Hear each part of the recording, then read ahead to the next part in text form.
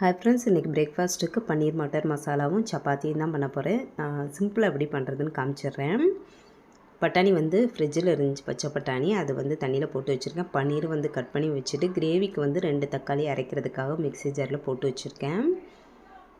நான் இன்றைக்கி readymade packet masala வச்சு தான் செய்ய போகிறேன். ரொம்ப ஈஸியாக பண்ணிடலாம். அந்த மசாலாவை தண்ணியில் கரைச்சி எடுத்துக்கிறேன். கொஞ்சமாக தண்ணியில் கட்டிகள் இல்லாமல் நல்லா கரைச்சி எடுத்து வச்சுக்கிறேன்.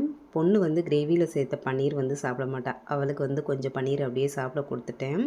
கிரேவி எப்படி பண்ணுறதுன்னா, அந்த அரைச்ச தக்காளி எண்ணெயில் போட்டு லைட்டாக அந்த பச்சை ஸ்மெல் போக நல்லா வதக்கிட்டு, அதுக்கப்புறம் பச்சை பட்டாணி சேர்த்து கொஞ்சம் நல்லா வேக வச்சுட்டு, அந்த மிக்ஸ் பண்ணி வச்சுருக்க கிரேவி மசாலாவை சேர்த்து தேவையான அளவு தண்ணியும் சேர்த்து, அந்த கிரேவி கொஞ்சம் திக்காய் வர ஸ்டேஜில் பன்னீர் சேர்த்து ஒரு 5 நிமிஷம் வேக வச்சு இறக்கணும். அப்படின்னா கிரேவி சூப்பராக ரெடி ஆயிரும். சப்பாத்தியுமே சூப்பராக போட்டு எடுத்தாச்சு. கடைசியாக தான் கொஞ்சமாக டீ வச்சுருக்கேன். காலையில் டீ குடிக்கல. பிரேக்ஃபாஸ்ட் சாப்பிட்டுட்டு டீ குடித்தோம் அப்படின்னா நல்லாயிருக்கும்னு சொல்லிவிட்டு கடைசியாக தான் வச்சுருந்தேன். இன்றைக்கி சட்னி ரெசிபி வீடியோ கொஞ்சம் லேட்டாக தான் வரும். வீடியோ மிஸ் பண்ணிடாதீங்க. வீடியோ பார்த்து சப்போர்ட் பண்ணுங்கள். இப்போ பிரேக்ஃபாஸ்ட்டு சூப்பராக ரெடி பண்ணியாச்சு. சப்பாத்தி, பன்னீர் பட்டர் மசாலா, 1 கப் டீயும் எடுத்திருக்கேன். உங்கள் வீட்டில் என்ன பிரேக்ஃபாஸ்ட்டு நீங்கள் எல்லோரும் சாப்பிட்டீங்களான்னு கமெண்ட் பண்ணுங்கள். குட்டீஸ் லீவில் இருக்கிறம்போது கொஞ்சம் ஹெல்த்தியாகவும் டேஸ்ட்டாகவும் அவங்களுக்கு பிடிச்ச மாதிரி தான் ஒன்று பார்த்து பண்ண வேண்டியது இருக்குது.